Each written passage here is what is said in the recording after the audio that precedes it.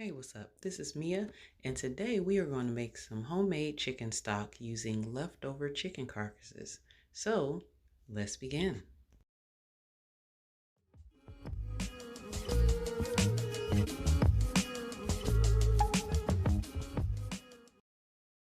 If you're like me, stock or broth is a commonly used ingredient in your household. In most cases, I buy it in bulk from Sam's, but this time around, I decided to do something a little different. I wanted to make it from scratch. So in today's video, I'm going to show you my progress on how to get it done and how it turned out. So let's get started. So the first thing I had to do was warm up some water in a pot and add the chicken carcasses. I had about 2 of them, so I decided to use both of them for this recipe. Make sure that you use a stock pot so you can have enough space to add everything. So when it came time to add the herbs to the stock, I decided to keep it simple. I used fresh thyme, parsley, bay leaves, and basil.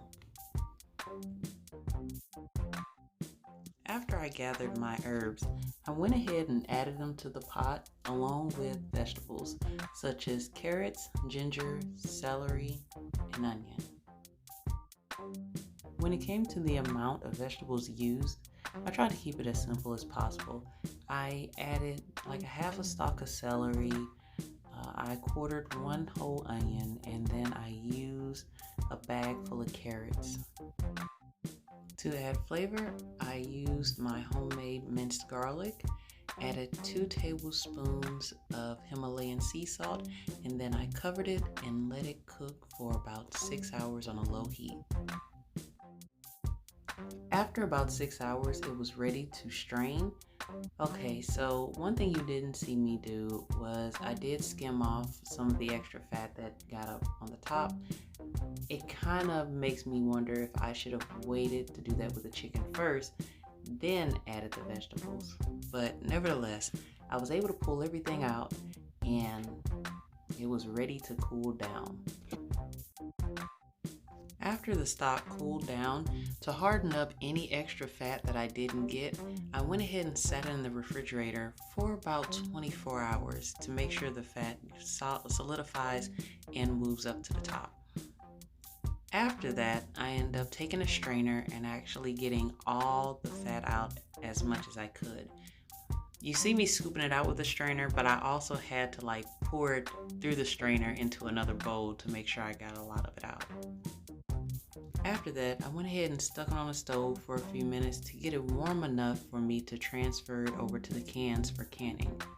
At this time, I was working on sterilizing the cans while I was waiting on this to warm up. Once everything was up and ready to go, it was time to can the stock and put it in my pressure canner. From that one pot, I was able to get about 6 quarts of chicken stock. This process took about 45 minutes and I let it cool for the rest of the day before I took anything out.